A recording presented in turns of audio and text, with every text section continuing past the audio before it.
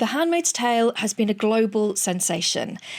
Fans say it's the acting, the dystopian brutality, the tension, and yeah, it's all of that, of course. But that's not why it hits you in the gut. There's something else, something we don't or can't quite put into words. Because when you really think about it, this show doesn't just leave us feeling entertained, it unsettles us. It stirs within us something we know deep down, but don't want to admit. The Handmaid's Tale holds up a mirror when we learn how Gilead was formed in the first place. It reflects something we see all around us today.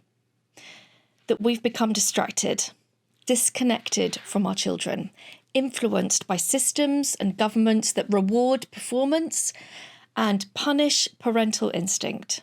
Systems that persuade us what to prioritise, allowing ourselves to place value in materialistic stuff at the expense of time with our families. And that's what frightens us, because passively allowing government overreach planted the seed of Gilead and allowed it to grow. But how did the show keep us hooked for 8 long years? Because we need to know how it ends. For June, for Hannah, for every mother who was told she doesn't know what's best for her child and was overruled. For every mother who feels that quiet war between what society expects and what their instincts are screaming. For every mother who's ever felt powerless, then realised that she wasn't. This isn't just dystopian drama, it's a warning, a wake-up call. And if you listen closely, it's also a way out. This is a show about guilt and hope, not the way we think of it outwardly, but how we feel it internally, as mothers and fathers. The Handmaid's Tale is a lesson to us all. If you want to feel less guilt as a parent, you need to understand where it really comes from and what guilt really is. We all think we know what mum guilt is, that tight feeling in your chest when you snap at your child, when you put the telly on again, when you said you wouldn't, just to get a moment's peace, when you drop them off at nursery with a rushed kiss and then sit in the car wondering if they're okay, and if you're okay. We tell ourselves, I should have handled that better. I shouted again, what's wrong with me? But what if mum guilt isn't just about your actions in the moment or the words that you used? What if it's something deeper? What if it's not about what you said, but allowing yourself to be pulled in a direction that doesn't feel right for you as a parent? Because here's how I feel about it. We live in a world that rewards productivity, not presence. It expects mums to juggle work, school drop-offs, packed lunches, side hustles, meal plans, but doesn't stop to ask how she actually feels about doing all of this. We're told that separation is normal, necessary even. Get them into nursery early, sleep train them so they're independent. Don't hold them too much or they'll expect it and you'll spoil them. And we're absolutely bombarded with the things we must buy. This cot, that pram, the latest sensory toy. Apparently, you need 5 different kinds of cups before your child turns 1. The message is, buy more, do more, be more, and don't question it. It's what you should do. We end up parenting on someone else's terms and slowly, quietly tuning out our instinct. Before you know it, the guilt creeps in. Not because you're doing it all wrong, but because deep down your heart knows something's not right, that your values and your reality are clashing. And that creates the ache. Not failure or weakness, but misalignment. June says it perfectly in season 6, episode 8. It seems ridiculous now to contemplate how important clothes were to us before. We had closets full of them. We took jobs we hated so we could buy more of them. So we could be fashionable. So we could be on trend. We couldn't figure out how to get rid of them. So we threw them in landfills. We poisoned the water. We brought on ecological collapse. All because we believed that these garments that we put on our bodies told the world who we were. It was a lie.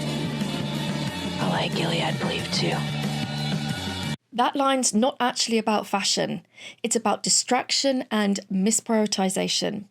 It's about the stuff we covet because we're told it matters, while what truly matters, our children, our time, our connection, slips through our fingers. So mum guilt isn't a flaw in your character, it's a signal, a red flag in your gut saying, this isn't how it's supposed to be. We learned that in the beginning, June wasn't careless or unloving or inattentive. She was just busy, stretched like most of us. She was doing what society said was right, juggling work, parenting, trying to get it all done. She loved her daughter Hannah deeply. That was never in question. But she was also trying to hold everything together. Work, family, being a good wife, a good mother, a good person. She did what was expected of her, paid her taxes, played by the rules. Like millions of mums, she bought into the idea that having it all meant doing it all, and that being a good citizen meant putting your job first, doing all the things, and pushing through. So when Hannah had a mild fever one morning, she sent her to school, not because she didn't care, but because she felt obligated to go to work, because society taught her that keeping up, staying productive, being responsible, that was the right thing to do. Because life doesn't stop, does it? And anyway, she thought she was doing the right thing, balancing everything, being sensible, practical, grown up, like she was supposed to. But it all unravelled very quickly. The school couldn't reach her, so Hannah was taken to hospital. And when June finally arrived, worried, sick and out of breath, she wasn't met with compassion. She was met with cold questions posed by strangers with clipboards and polite smiles. Did you give her Tylenol to hide the fever? Do you and your husband both work full-time? Who looks after your child when you're not around? They weren't really asking, they were judging. And they'd already decided. You chose work over your child, you failed, we'll take it from here. And this is the part that's hard to explain unless you felt it yourself. That moment when someone in apparent authority speaks to you like you're a naughty schoolgirl, and you realise with a horrible jolt that you've been following all the rules without question.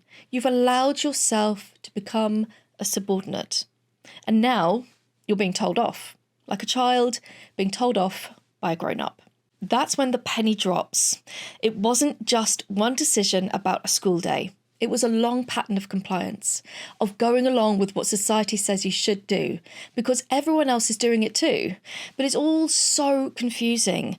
Weren't you supposed to want the big house, the new pram, the curated home, the Montessori toys, the perfect work-life balance?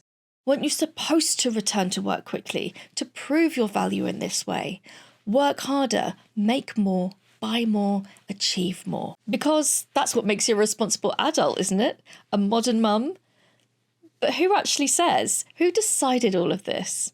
It's like we've been psychologically conditioned to believe that everyone else knows better than us, and that our own instinct is something to be overridden or corrected. Modern society does not value motherhood at all, and yet put a foot wrong in someone else's eyes, and they come down on you like a ton of bricks. Suddenly, June starts to truly wake up to what's been going on all along. Not just to the system around her, but to the fact that she's handed over her autonomy without even realising it. Because that's how it happens. Slowly, quietly, insidiously. Until one day, someone takes charge of your life and you realise you never really gave permission. As June wakes up, things start to shift. Not suddenly or dramatically, but gradually, in flashes of rage and clarity. She sees the system for what it is, not a safety net, but a cage dressed up as protection. And all those things she thought were helping her keep life under control, the job, the routine, the rule following, were actually the things that dulled her instincts. She remembers what she'd forgotten, that motherhood isn't a job title. It isn't something to optimise or prove. It's raw, fierce, emotional and messy, and completely ungovernable, unless you allow it to be. In Gilead, they tried to reduce her to a single function, dress her up in red, strip away her name, turn her into a vessel. And when you look around today, I think you can see some parallels. We're labelled by our job titles, our national insurance numbers, our passport numbers, our hospital number. But we're also labelled by our parenting style until we end up performing motherhood like it's a checklist we get marked on. But June doesn't stay there. She reclaims herself, not as a rebel for rebellion's sake, but as a mother who remembers. She takes the very thing they used to break her, the red cloak, and turns it into something powerful, a symbol of refusal. The red cloak is in fact only worn by biological mothers in the show. And she doesn't do it just for herself, but for every woman who's ever felt small, for every mother who's ever had to sit in a room and felt politely judged by someone in authority with a clipboard, for every parent who's handed over their confidence inch by inch until they couldn't even remember how to say, that's not right for me. She becomes something else. She also becomes a leader. A mother who stands tall and says, you don't get to tell me who I am, and you certainly don't get to decide what I should do with my kids. And if you're sitting there thinking, I felt like that, I've lost myself in all the shoulds too, well, you're not alone.